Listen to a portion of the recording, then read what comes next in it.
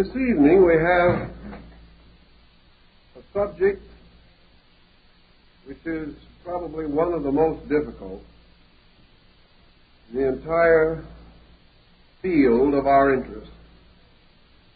It has been said that the history of the study of consciousness is the history of religion, philosophy, and science.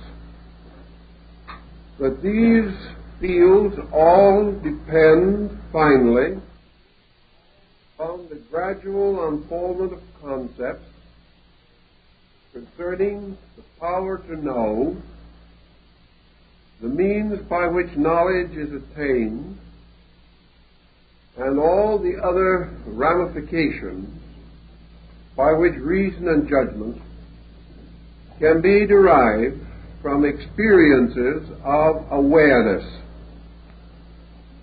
Some of the early modern philosophers were of the opinion that the term consciousness should be dropped entirely, as having developed gradually around itself such a frustration of meanings that it was no longer possible to use the term or the word intelligibly. Today it means almost anything that the individual wants it to mean. He applies it to every type of cognition, and he also involves it in nearly all of his spiritual and religious beliefs and ideas, with the result that semantically the word lost boundaries, and since the 19th century has been in comparative chaos as to internal structure. I don't agree, however, that we can afford to drop it as a word or seek for a substitute. Rather, I think we must clarify, in so much as we can, the essential meaning of our term and try to rescue it from the involvements into which it has fallen. As might be naturally supposed, our first difficulty is to define the term consciousness, trying to discover what it actually means. What do we discover? What do we actually find? Apparently, the term consciousness is most generally used to cover the field which we term awareness. It is a power or a faculty by which we are aware. By awareness, we mean awakeness. We mean that these faculties are in a position or in a condition to accept the stimuli that may come to them from a variety of sources, external or internal. Awareness, therefore, is the state of being in the presence of a recognized phenomenon of some kind. We are aware of things around us. And this brings us to the first question that has been asked. Is man aware of the fact that he is aware? Up to a very recent time, there is reason to doubt that. Awareness was an acceptance. The individual turned his attention from one thing to another and accepted into his nature the testimonies of his senses, things seen, heard, touched, flowed into him, but he was not aware of himself in relationship to these things.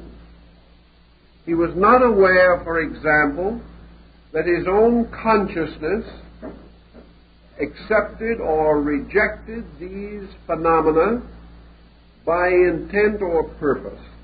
It was merely a something forever available to become aware of whatever stimuli was brought within its range. Gradually, however, the investigation of phenomena has led to the conclusion that whether we are aware of our own awareness or not, that there is a certain continuous activity from within ourselves, even in the most simple problem of seeing. Seeing is not merely the sense of sight, registering its own testimony upon something within man. Seeing involves a motion from within man, a motion of experience, a motion of inevitable and intuitive recognitions. The individual seeing, whether he is aware of it or not, immediately begins to estimate the thing seen. A power within himself begins to pass judgment upon the thing seen. And this judgment is nearly always based upon experience, based upon memory, or upon previous instances in which similar things have been seen, or upon comparison, or perhaps upon the intuitive sense of utilities involved. Whether we know it or not, we always see with a certain appraising power. We are constantly passing some kind of judgment about the things seen, accepting it, rejecting it, liking it, disliking it, responding to it pleasurably or without pleasure, actively or passively. Thus, there is something within the individual that responds to the pressure of sensory perception and causes awareness to be immediately specialized into a series of judgments, conclusions, attitudes, and opinions. Yet this process, occurring almost too rapidly for us to estimate it, still does not cause the individual to experience the fact of his own participation in awareness. Most persons, being aware of something, are not aware of their own faculty procedure. They merely accept things seen, assuming that this is a natural and normal procedure. It is only after the rise of man's philosophic life, when he began to question the methodology of things that happened to him, that he began to get frustrated over the problem of his own awareness. Prior to this time, he simply was glad that he had this awareness. Gradually, however, the problem of trying to understand it intrigued his mind, intrigued his reason. Now, why should man wish to know how and why he is aware? Probably the answer lies in the gradual arising in human nature of certain doubts. From early time, man became aware of the fallibility of his own judgments.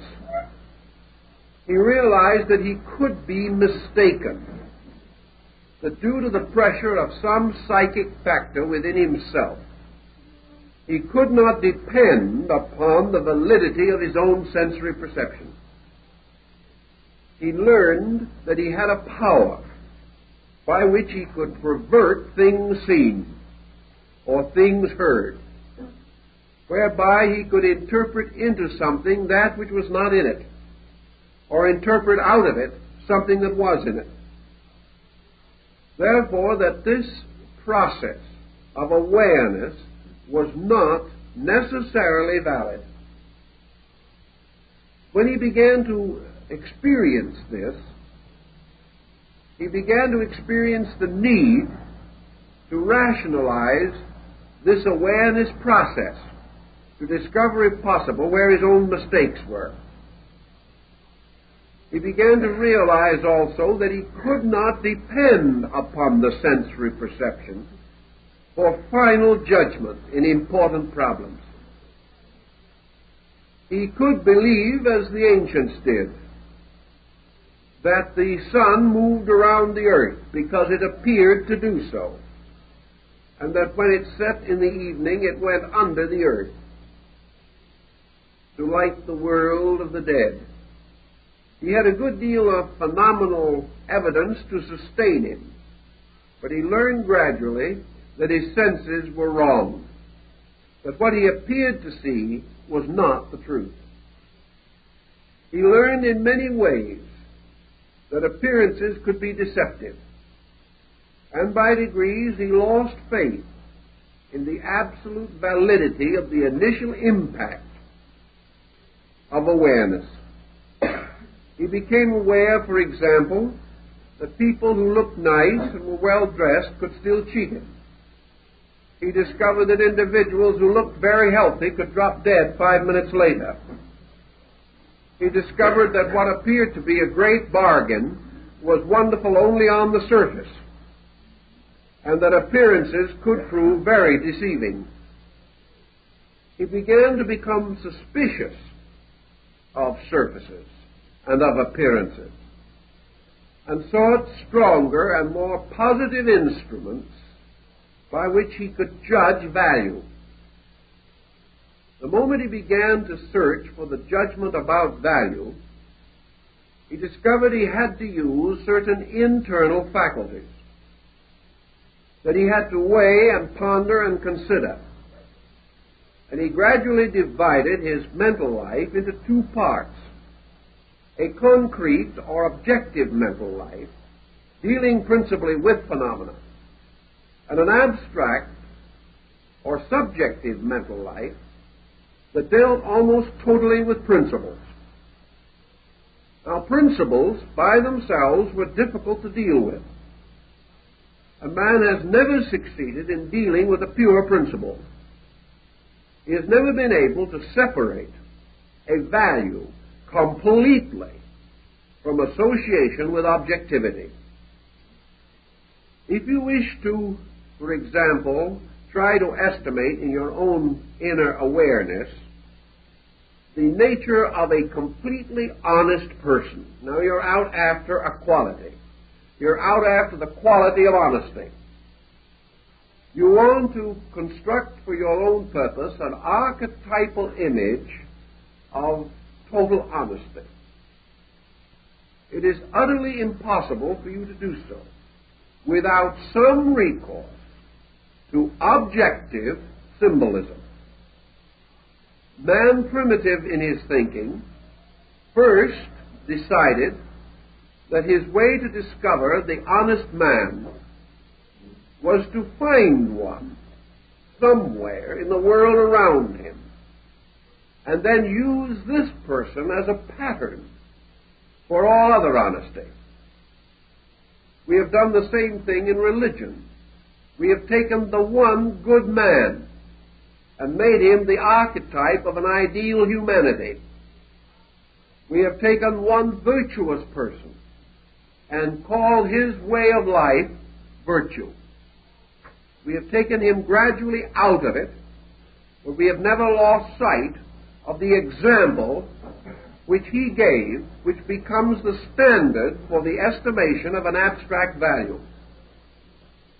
Thus, our search for honesty had to center in the honest man. Our search for truth had to be centered in a person who seemingly possessed this power or this invaluable treasure to a pronounced and outstanding degree. Truth without a truthful person or a truthful situation became comparatively unthinkable. So we were never able to completely get away from our dependency upon the records that our awareness had brought to us.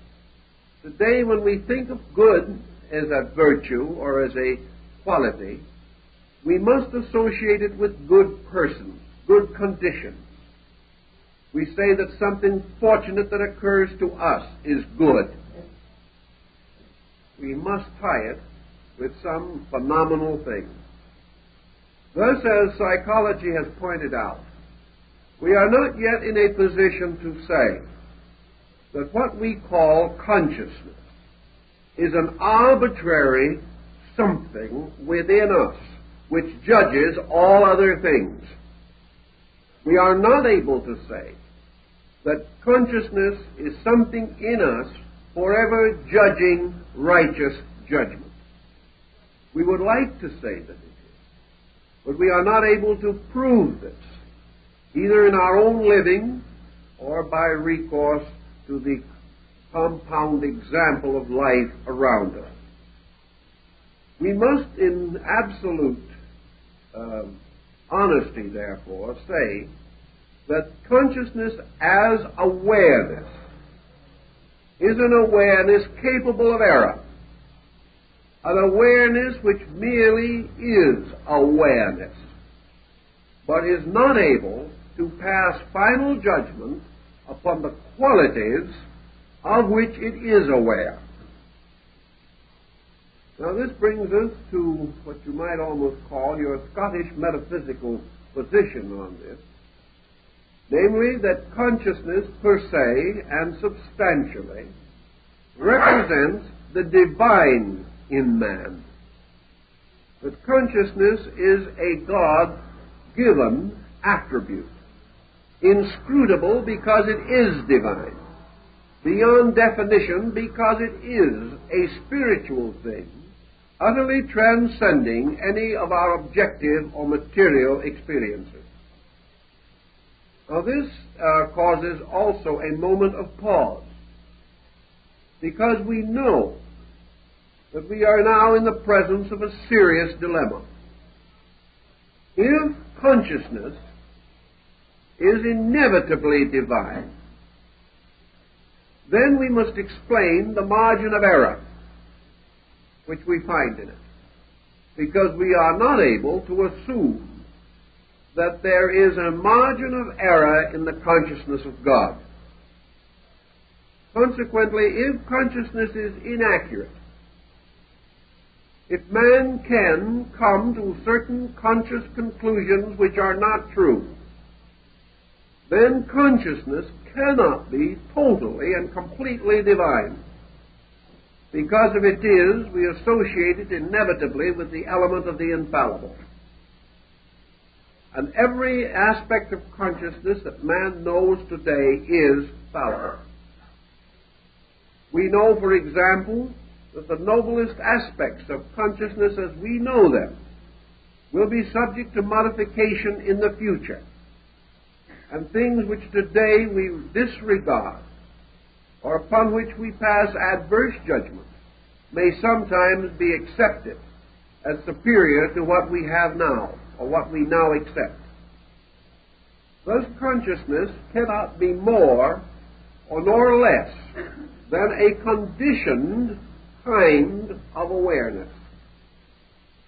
Now, what religion is really trying to tell us is that we actually have no definition or no true and complete explanation for this fact that we are aware. Once we become aware, we can assume that our awareness is subject to error imposed upon it by mind and sense. Thus, the awareness of man, recording any phenomenon, may be subject to error due to false or inaccurate recording. The sensory perception was not correct or not complete in its testimony. This can and does still leave the root of awareness as an energy or as a power, a kind of spiritual electricity, a kind of life essence by which awareness is possible. Religion might well affirm that this life essence, prior to its entanglement in judgment, or prior to its extension in awareness, may be regarded as a sacred or divine element or agent. in the compound of man. Science today, striving to work this problem out, has had a number of hypotheses with which it has toyed, at least for a time. One of these concepts is that actually consciousness is a byproduct of body.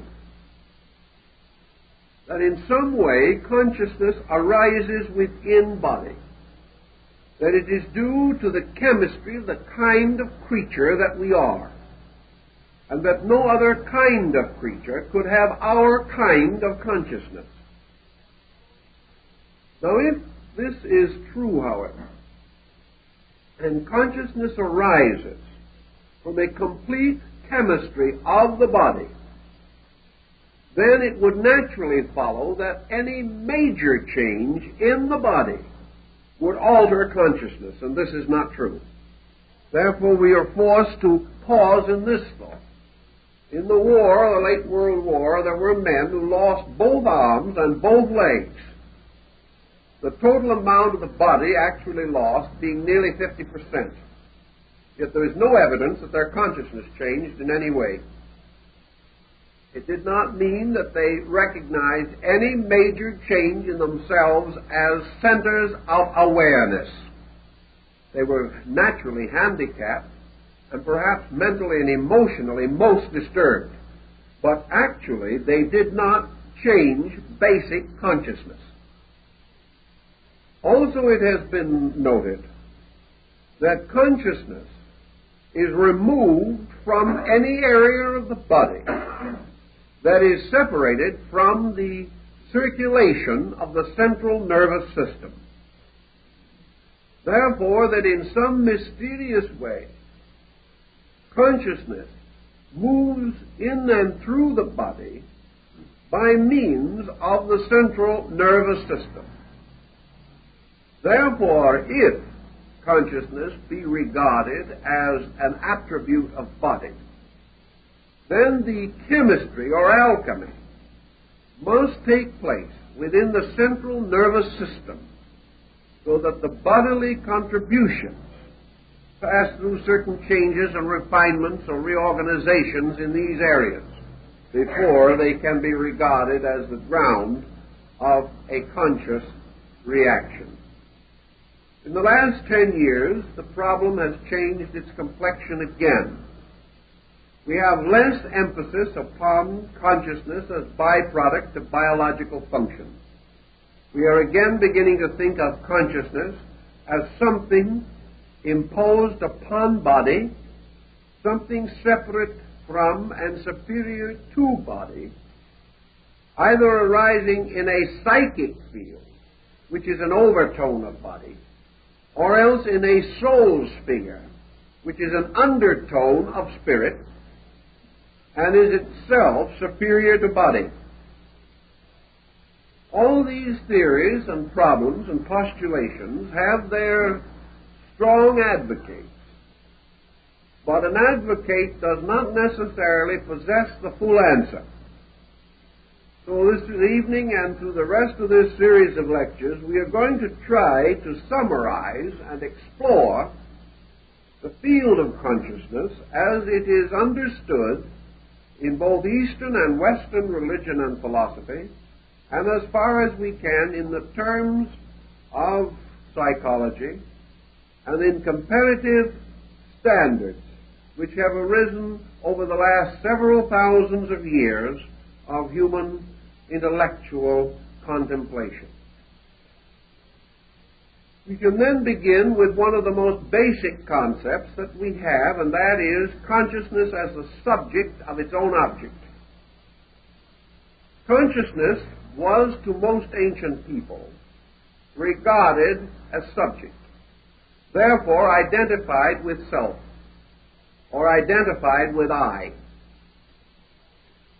Consequently, in seeking for early definitions of consciousness, it was customary to associate this power with the existence of a selfness or even a selfhood within the composition of man. Consciousness then became the primary attribute of self. I am, being perhaps one of the simplest, the most ultimate statements of consciousness, and a statement which has gone unchallenged for the most part through the ages, because no one has sensed or felt the audacity to say, I am not. It sounds very defeating, frustrating, and difficult to demonstrate, because the very statement of the individual that he is not implies that there is something that is in the position to make the statement, which it immediately nullifies, because the statement cannot emerge from that which is not.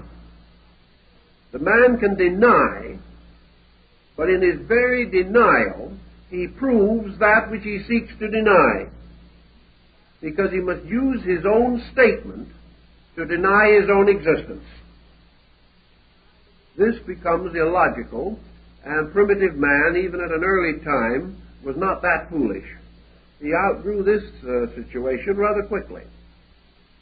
So he came to the conclusion that in some mysterious way, consciousness was man's statement of his own existence.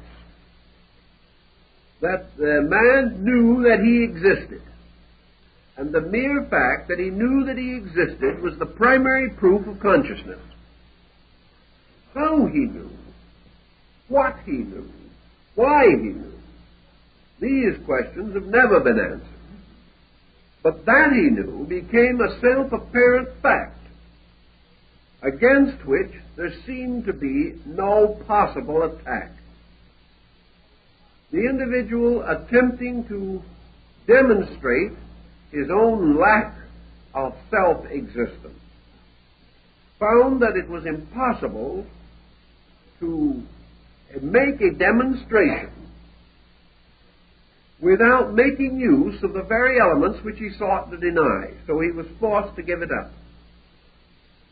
We find in religious writings, therefore, quite frequently some simple statements such as I am. And we find this in the story of the visit of Moses to the court of Pharaoh in Egypt. When Moses and Aaron wanted to have the authority to appear, they wanted to know who had authorized them to go before Pharaoh. And God answered to them, Tell Pharaoh, I am hath sent thee. I am. Being primarily, therefore, a statement of divinity. This I amness allowed man to remain for a very long time simply basking in the fact of his own existence.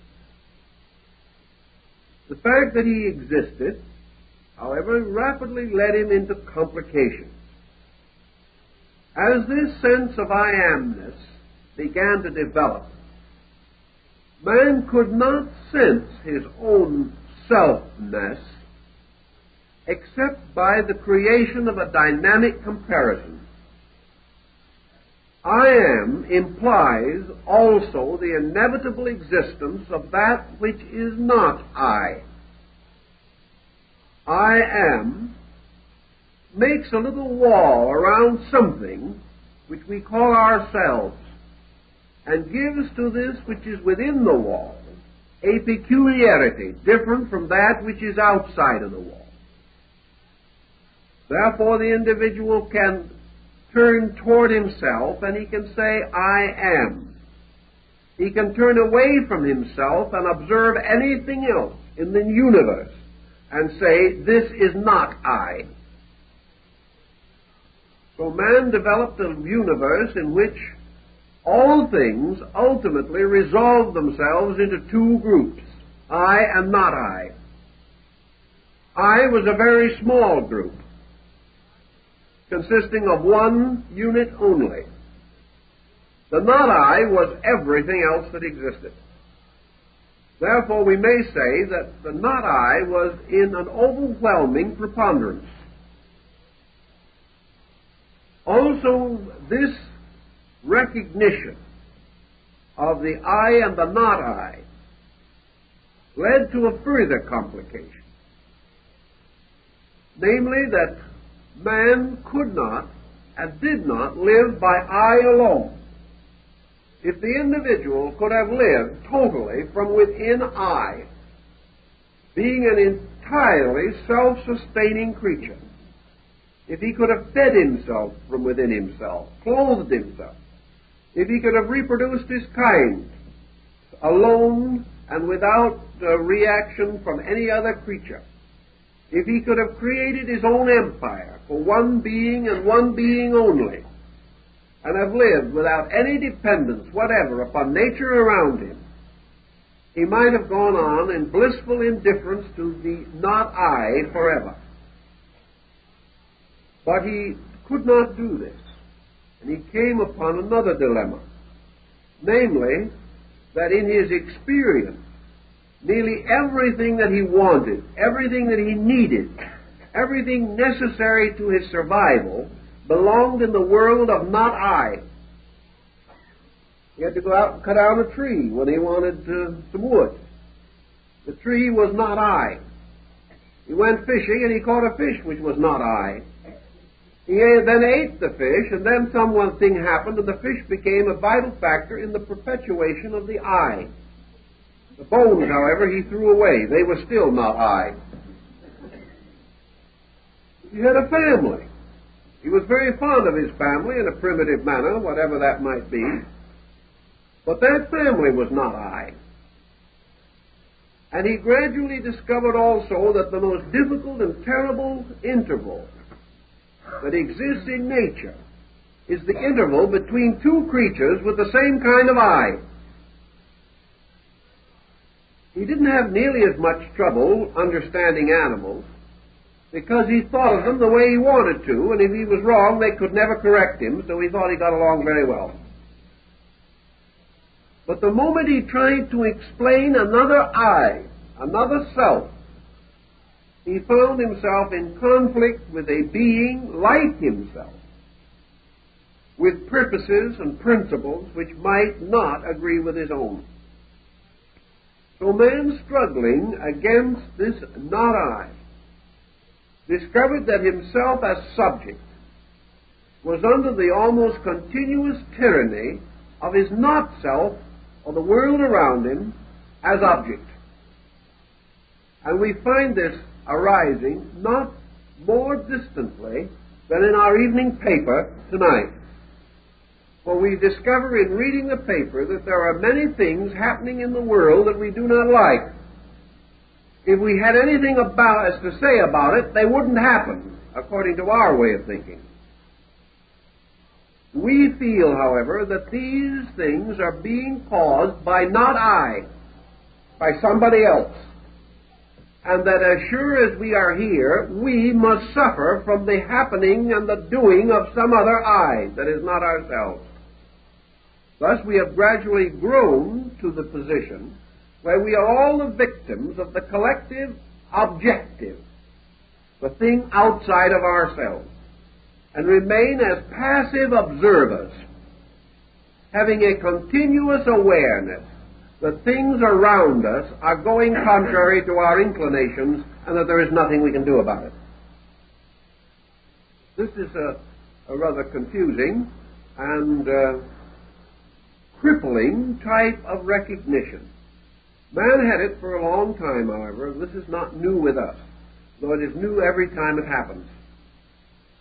We have then man as self, looking around him into a world in which most of the values are very difficult for him to understand, and most of these difficulties arise from the action of other selves than his own. He may abstractly conceive of the fact that for everyone else he is also one of those other selves, and that therefore the universe is composed of an infinite number of selves, each one unique to the one who it belongs to, each one almost impossible of comprehension by anything except itself. This curious psychological situation has always been a cause of difficulty, and probably always will be, as long as it continues, because it places the human being in a strange relationship, a fatalistic, frustrating relationship with everything else that exists.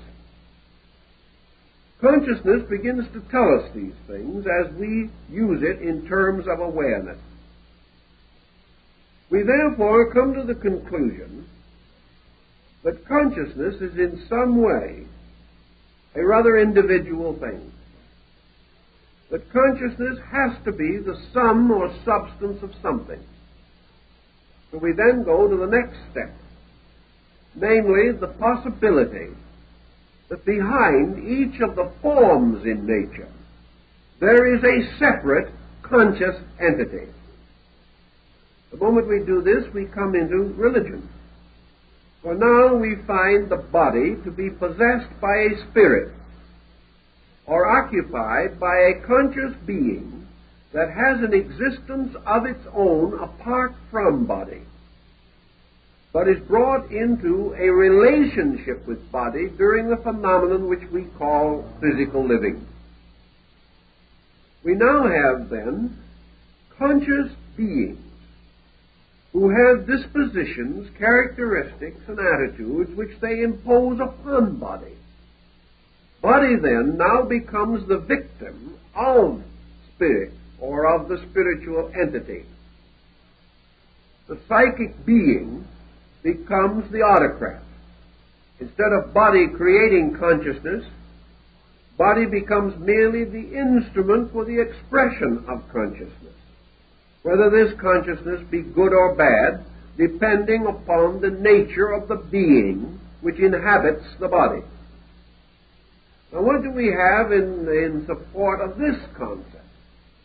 We have one thing that seemingly is very powerful, and that is this ultra-individuality of self, this apparent hopeless separateness of self, this situation that we see around us, that we are not understood by others, that the purposes sacred to us are meaningless to others, that basically we have great difficulty understanding and just as great difficulty being understood by any other being. Under such conditions, it seems that we can demonstrate that consciousness is a series of individual units, each one encased in some kind of form or body, and that these individual units are irreconcilable in themselves, having different origins and different destinies. This seems, from a phenomenal standpoint, reasonably conclusive, but it presents us with another rather abstract but important dilemma. And that is that we observe everywhere in nature that things in their ultimate states are not separate. We recognize, for example, that this solar system of ours is all to a great degree bound under the luminosity and energy of one sun. That this one sun, or one light, or one life, illumines all things, sustains them, nourishes them, and is present in their compound. If this be true, we see in the power of the sun one light, susceptible of infinite differentiation. We know that the energy from the sun not only moves the planets and causes the grass to grow and inspires the poet and the mystic, but also sustains the worm and the insect and makes the earth fertile, makes the very water that we drink suitable for our use. Thus this life, though infinitely separate in its manifestation, appears to us to be one essential substance. Man, contemplating on this in the golden age of philosophy, came to the conclusion that the life in man must be essentially one substance, on the simple, empiric, logical premise that there cannot be more than one life, because life is not a separate thing, but a total and inclusive thing. There can be many living things, but life is the common denominator of all of them. Therefore, life is a universal, even though living may be a particular experience. Thus, the ancient, contemplating this, came to the conclusion that as life is able to support many things in no way resembling each other, and at the same time certainly not resembling life itself, which is totally invisible in its own essence, so consciousness can be one thing, although it is manifested as many different things with apparently little similarity, and with the same attribute that life possesses, namely that in its substance it is invisible. Thus, consciousness is one kind of energy, itself never to be experienced totally apart from involvement of some kind in a conditioning or modifying agent. That it is conceivable that life might ultimately be experienced apart from form, this cannot be denied. But such experience is not yet available to us as the basis for the estimation of value. So philosophy advised us to contemplate that while consciousness, as it relates to our personal life, is a highly individual thing, that it is sustained by a common energy, which is the root and source of it, and that this is a universal thing, but that while man in particular may be conscious of many things, he has no facility and no power by means of which he can be conscious of conscious life in itself, apart from any modification or form which it may assume. Out of this type of thinking, perhaps, developed the theories of Yoga and Vedanta.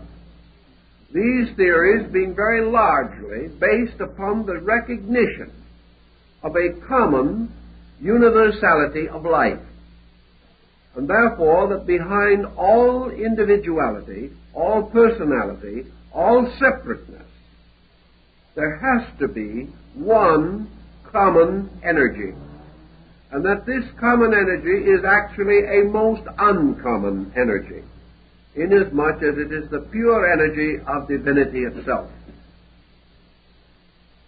This, of course, led from a concept immediately to a precept, and Vedanta developed along the idea that having affirmed the existence of a transcendent universal energy, in this case a universal energy consciousness, that it was the privilege, duty, and responsibility of the human being to so integrate or organize his own resources that he could become increasingly conscious of this universal agent, that he therefore made his own way of life to achieve a universal experience of consciousness. Now, this universal experience of consciousness, the modern psychologist warns us, is not quite as simple as religion might make it seem to be. Because actually, how are we going to discover the validity of our own mood?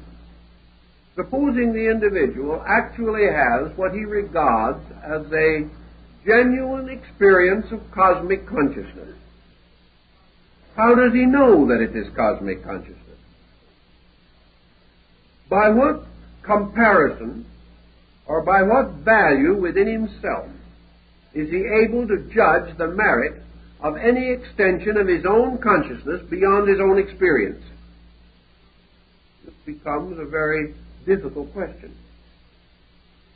We may have an experience which seems to us transcendent. How transcendent is it? We may feel at any given moment that we have been elevated into a universality. Have we?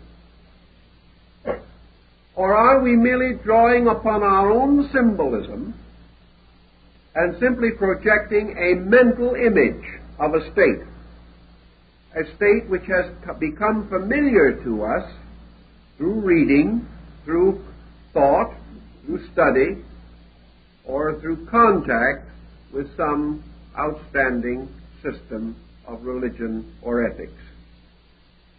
I know, for example, that we all have studied what you might term consciousness dreams, dreams in which the individual appears to move into a superior state of consciousness from that of his daily living. He feels quite certain that he has entered into spheres of reality, transcending anything that he knows here. But has he actually entered them? Or has he merely visualized conditions that he has hoped would exist or could exist? Has he actually escaped the tyranny of his own mind? Or has he merely come under the more subtle influences of that tyranny, therefore a worse victim than before? This is hard to say without a very careful analysis of a particular incident under discussion. But it is a well-known fact that the individual can create a mirage, move into it, feel himself to have had extraordinary extension of consciousness, when in reality he has only intensely visualized certain mental patterns which he has previously experienced and accepted. All this causes us to be to a measure careful in our estimation of what this consciousness experience can actually mean to us. We have to be very thoughtful, very wise, and not allow ourselves to become too optimistic in our examination of these factors.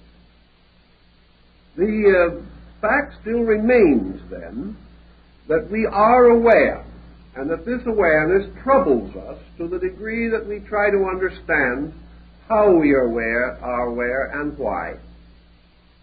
And perhaps in going into this situation as thoughtfully as we can, there is another approach that might be worthwhile. And that is the approach of the mystic.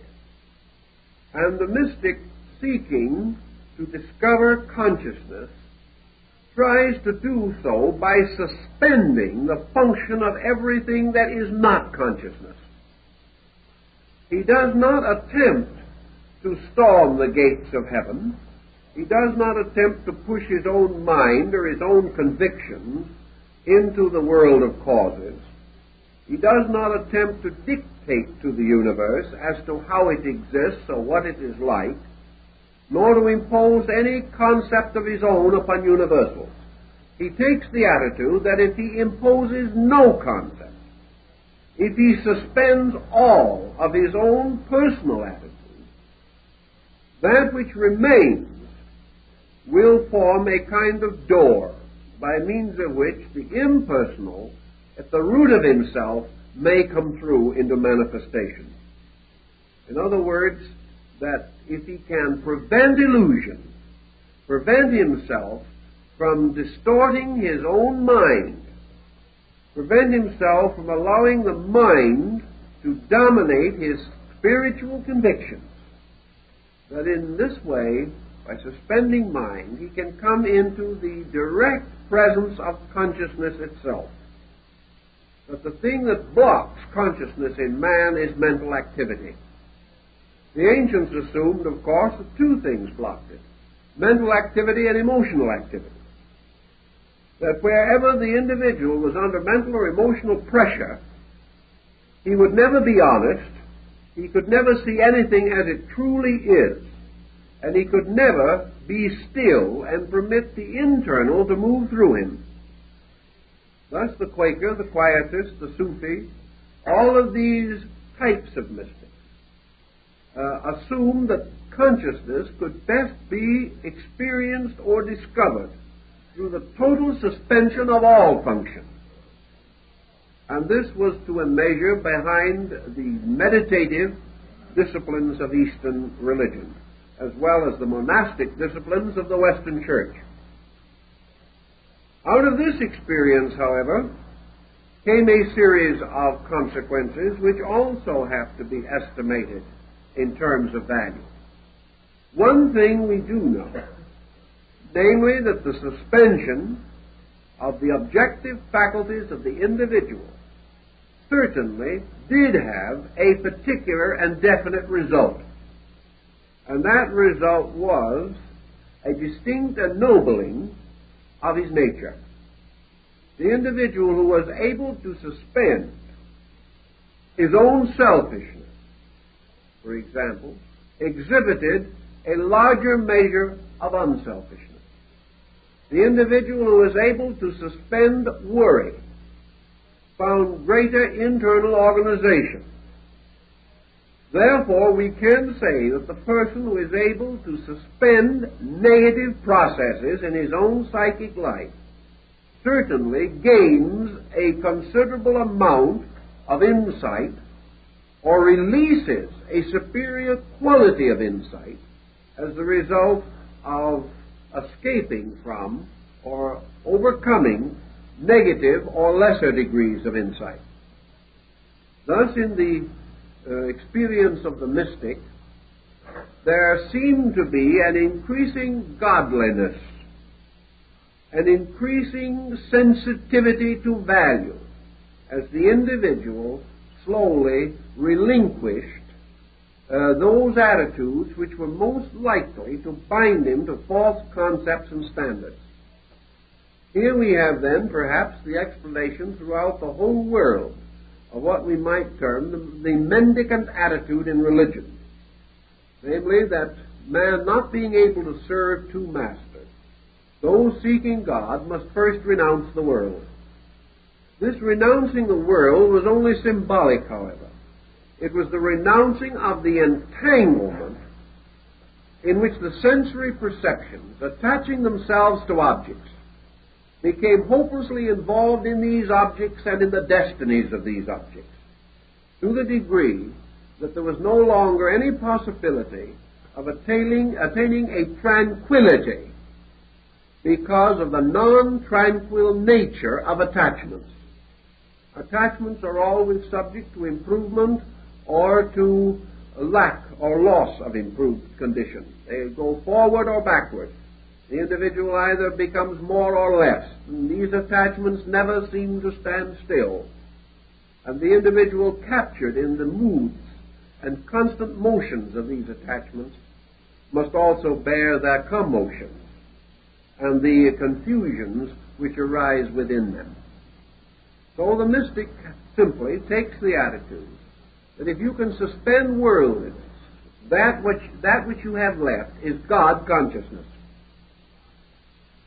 That the individual who has no consciousness of his own, by that very fact becomes aware of universal consciousness. That universal consciousness and human consciousness have a common root, but that the one cannot be manifested, the universal, until the other, the personal, has been suspended. This again is the idea that man cannot serve two masters. Therefore, he cannot serve both the mind and the consciousness. He cannot serve the ego and God. And somewhere he must make the decision. And if he decides to serve truth, then he must gradually detach his awareness from all these pressures which cause illusion or have a tendency to result in a distortion of the testimonies of sensory perception. The story we have of Dante and his contemplation of the city of Florence follows in this thinking also.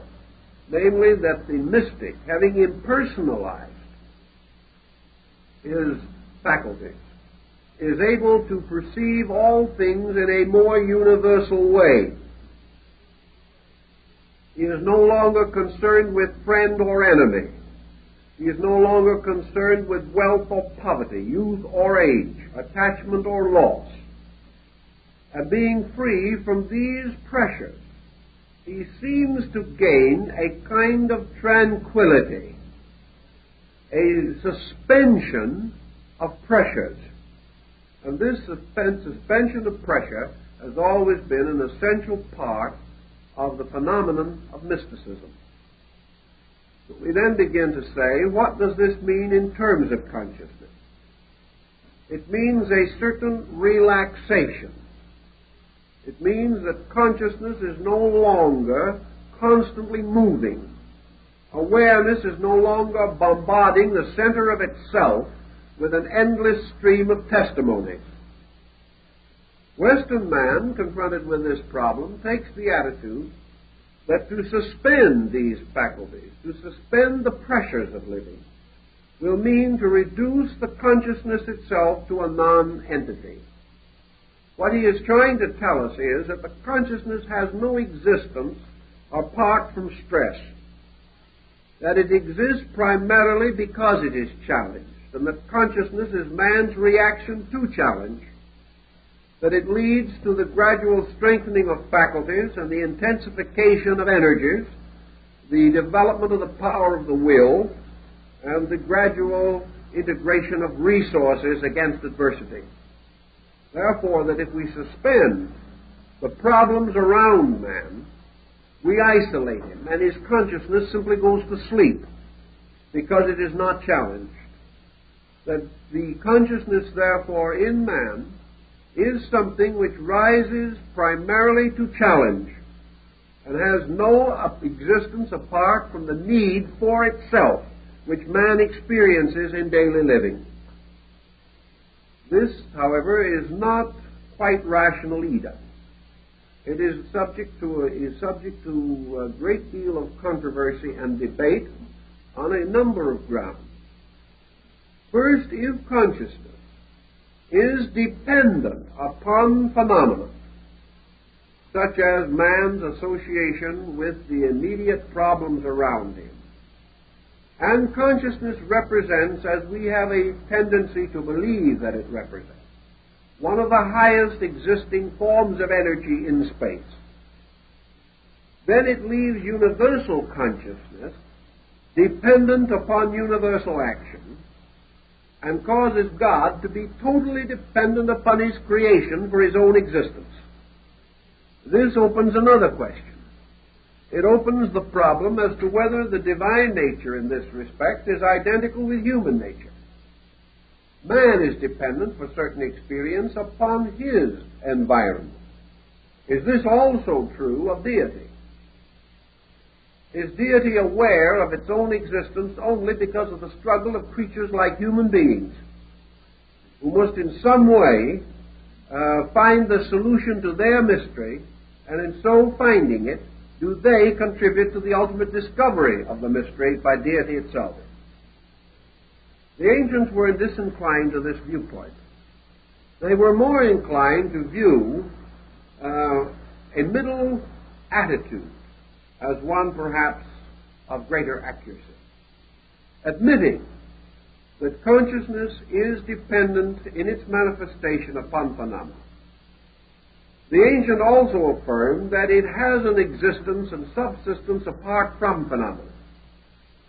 Therefore, that if the individual does nothing, in no way stirs mentation or emotion, suspends every faculty and observation and power that he possesses, that he does not, in so doing, destroy consciousness, or cause it to cease to exist, or to cease to have a natural faculty of its own. The ancients were inclined to assume that consciousness has an existence in itself, and that this existence in itself is perhaps the supreme mystery of all mysteries in the universe.